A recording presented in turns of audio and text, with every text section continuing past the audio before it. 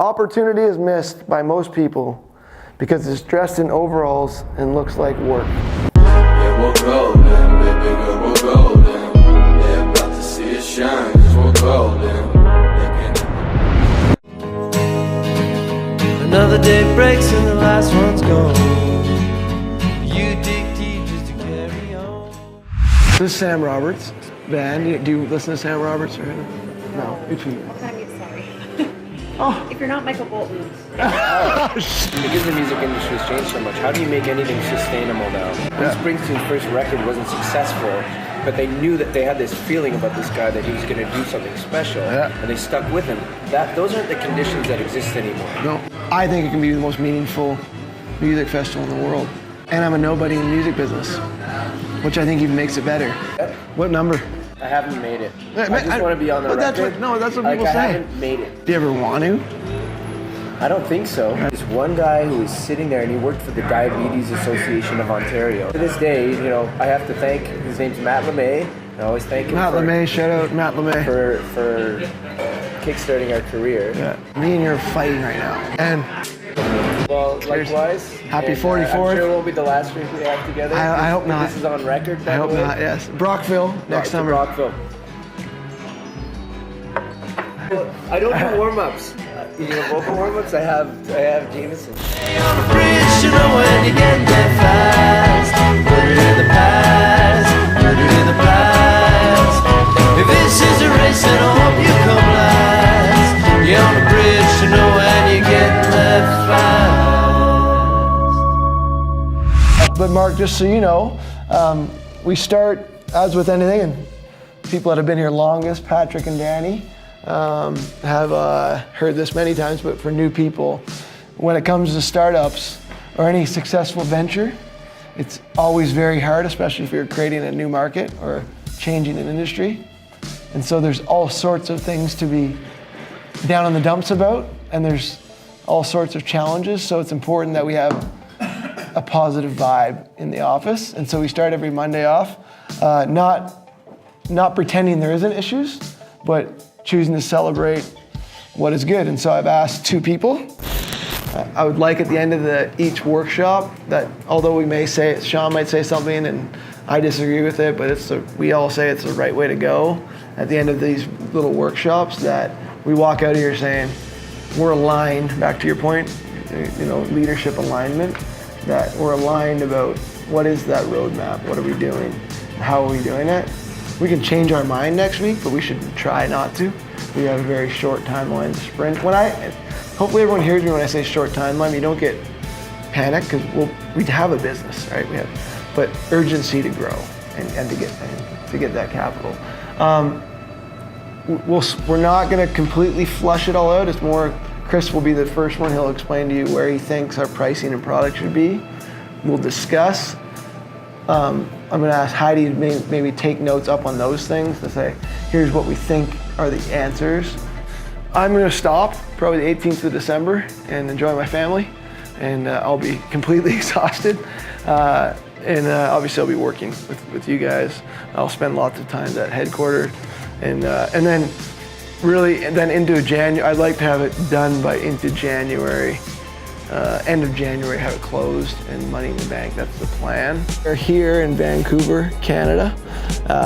Dabs got his battery confiscated, so we're actually lucky to be pulling off this video right now, aren't we, Dabs? He's not too happy over there behind the camera. It's been a bit stressful. Here with Mark Fromson. You got it.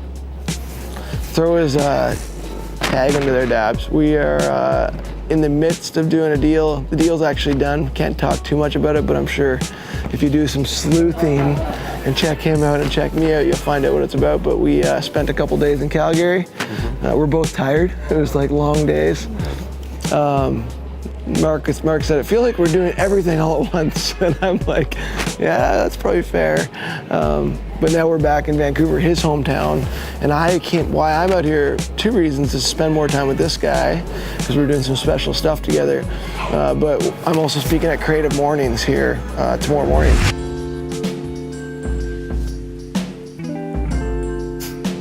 What's up? heading to Creative Mornings here in Vancouver. You've heard me talking about it.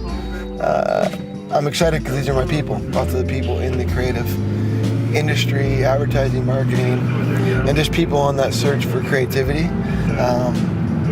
It's going to be exciting. Happy to be here in Vancouver. I love this city. It does rain a lot. I was just saying to Dabs almost every time I'm here. But when it's sunny in Vancouver, boy oh boy, it's one of the best cities in the world. But I'm really truly honored. Sorry, just one sec. Truly honored to be able to do this.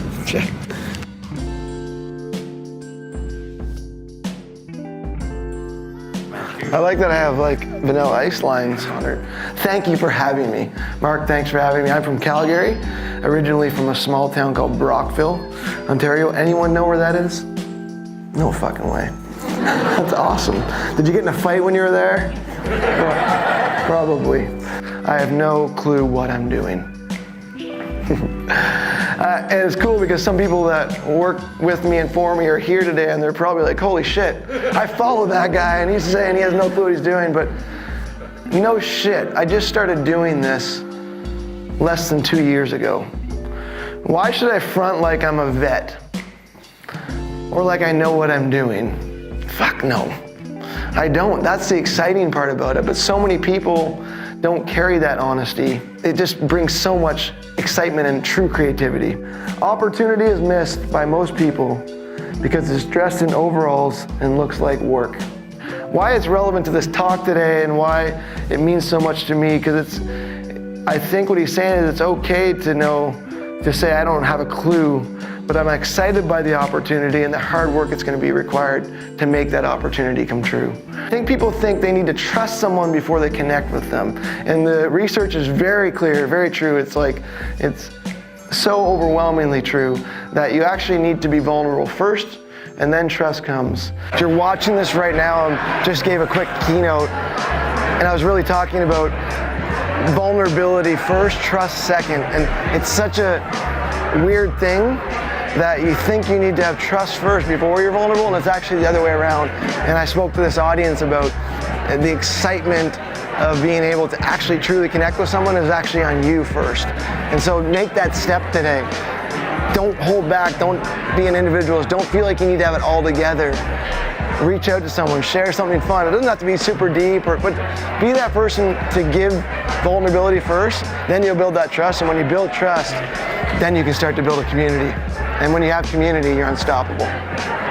It's my first time here. So really? Like, yeah. Wow. I know. You're like, who the hell's this guy? But it's good. No, it was great to see success happening. That's cool. And all that, so. And I don't think I walked into success personally until I actually embraced what I talked about.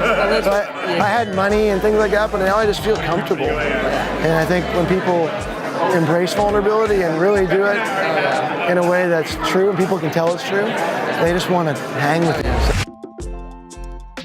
That what you had said about trying not to put on this facade of everything being perfect and just kind of being true, like that was, then something comes from that. Exactly. Because I think you're positioned to have those ideas pop in your mind of what you should do, right? Absolutely. So, cool. Keep it. I want conversations. so please keep in touch with me on social because I'd like to hear your story. As you give talks or people watching the give talks,